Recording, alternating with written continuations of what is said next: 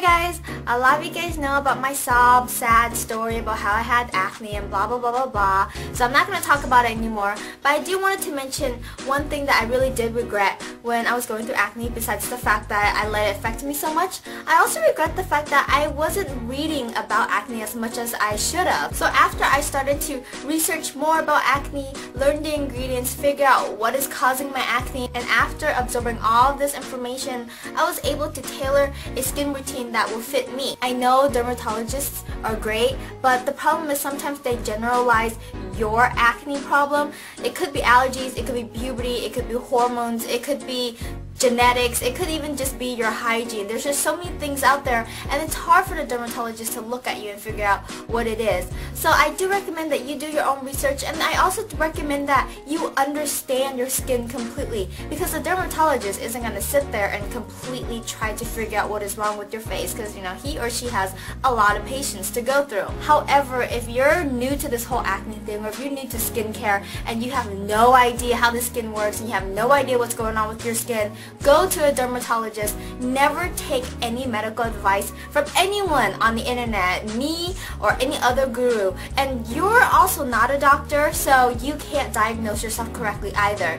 But this video, or all the other videos that are out there, are supposed to be supplements to help you get better, not to replace doctors, because they are a doctor for a reason. Okay, so with that out of the way, I want to talk a little bit about non-comedogenic products. Now I know you guys see this term a lot in lotions, makeup, face wash, face care, toners, or whatever, but a lot of us don't really know what is non-comedogenic. It's just a scientific word that makes a product sound, oh my gosh, so much better. Our skin is not a smooth surface, so if we take a cross-section of our skin, by the way, this took me forever to figure out, so I'm going to explain to you what a cross-section is. Not so smart, this one. Let's say that your skin is being peeled off of your face. I know it's very gross and we don't even want to think about that, and this is what your skin is, just a nice plain sheet like this.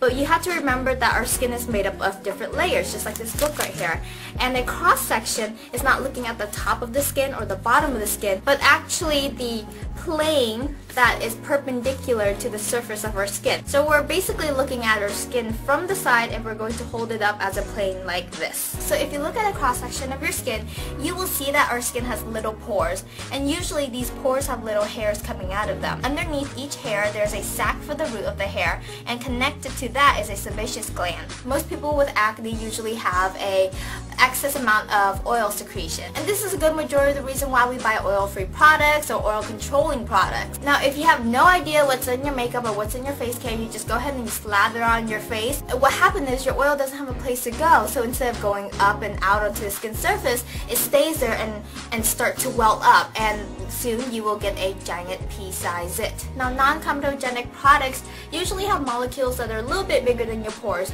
and these molecules, instead of going into our pores and just clogging it up, it actually just kind of sit on top of our pores. And with it sitting on top of our pores, it gives the oil a place to escape to when it needs to be excreted. Now don't be fooled though, two the same size molecule can also act differently. One can be non-comedogenic and the other one can be very occlusive. It really depends on the molecular makeup of these molecules.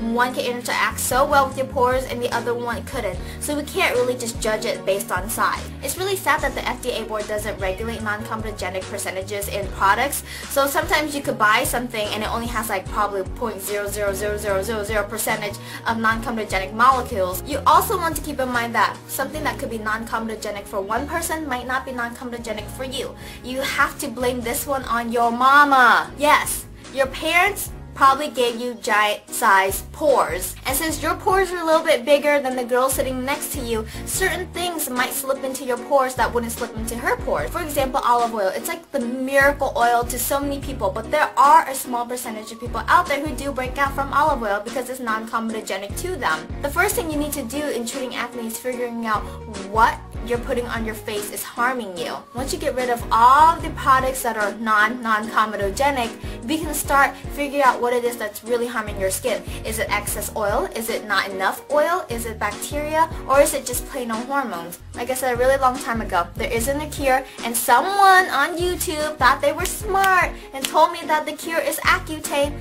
but they are lying.